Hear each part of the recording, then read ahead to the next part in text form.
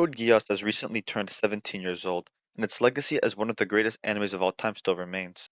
Despite the show's main man being Lelouch, who is one of, if not the best anime character of all time, I want to talk about a different character today. C2, our favorite pizza-loving selfish woman, and Lelouch's right-hand man.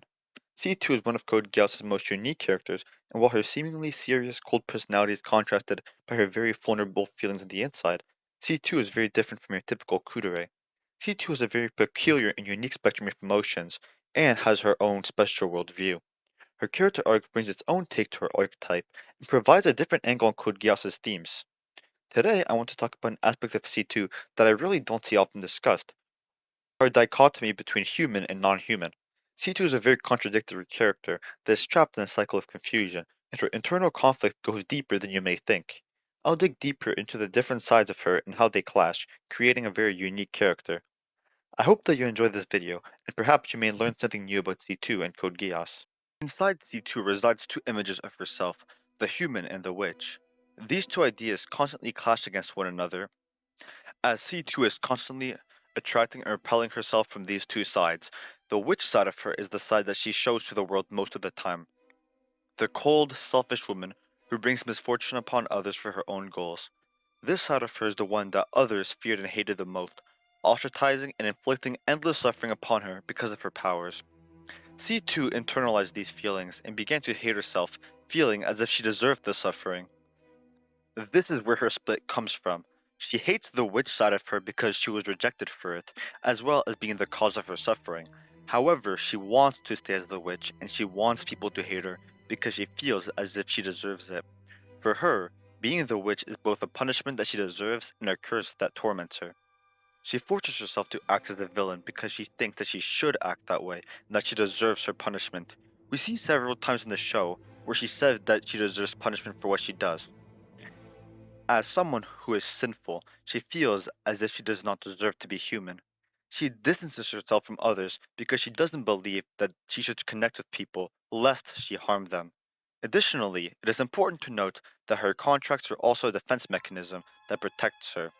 The barrier that she forms between her and others is not only there to protect them from her, but to protect herself and her vulnerable feelings. We see how tormented C2 is over her vulnerable side whenever she opens up about them forcefully. She is afraid of her insecurities and her feelings, which is another reason why she closed herself off from others. Conversely, she also battles with her human side, the caring part of her that wants affection. Deep down inside, even if she believes that she has forsaken humanity long ago, she still has a human heart, capable of caring for others and feeling happiness. Even though she deceives people via contracts to trick them, her human side comes out whenever she gets close to others. No matter how much she wants to repress them, her soft, vulnerable side is shown to the very people that she wants to repel. She doesn't feel like she deserves to be human, which is why she purposely cuts herself off from others, even trying to make others hate her for deceiving them. This is where her vicious cycle comes from. She believes that she is selfish and inhuman, yet she is human to the point that she cares for the people that she uses. It makes no sense for C2 to make contracts with people that she intends to deceive, only for her to get soft as time passes. A very important part of C2's character is how she deals with the negative, inhuman aspects of herself. While I said earlier that C2 acts like a bad person because she feels as if she needs to as a punishment and to distance herself, that is not the full picture. C2 is a bad person because her apathy and lack of morality is the product for centuries of suffering. Her selfish and morally devoid side is not simply a facade, but also simply who she is now. C2 is no longer a good person, she struggles with her understanding of why that is.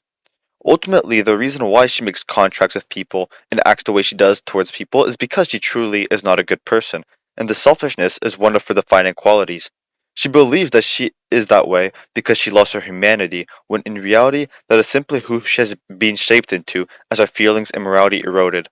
In reality, there is no split between the bad witch and the kind human. These are simply just characteristics of who she is now, and she comes to accept them at the end of the show. This battle between the two parts of her tears her conviction, as she constantly questions what she really wants. The very name C2 is meant to remove her human side. Calling her by C2 in her head is addressing the witch, not the human. This is why when Lush calls out her real name, she exposes her vulnerability. He reminded her that her humanity still resides inside her, even if she casted it away. Regardless of the way that she acts and thinks, she still wants to be understood and loved deep down. C2 is confused and does not understand what she wants. Does she want to pass off her immortality? Or does she want someone to make her human again? Does she really want someone to suffer as she has for her own means? She questions herself as time passes and loses sight of what she wants. The cycle is what traps C2 mentally in a prison.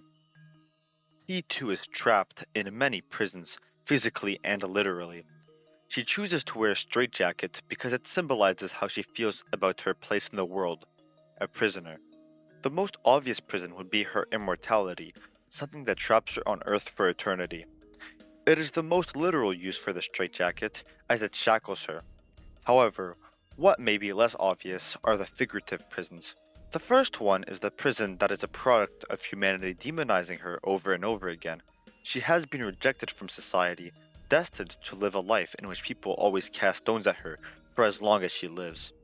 This led her to distance herself from others and even internalize those feelings.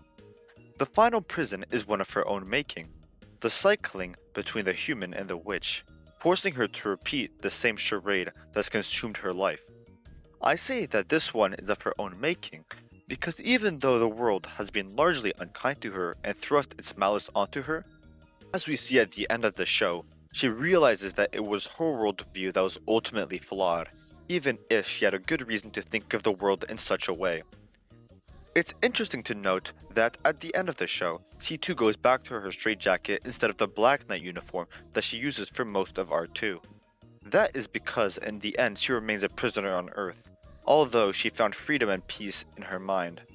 In the show's conclusion, C2 learns to tear down the prison that she constructed, and while she stays immortal, and while the world is still against her, she chooses to find meaning and enjoyment in life by herself.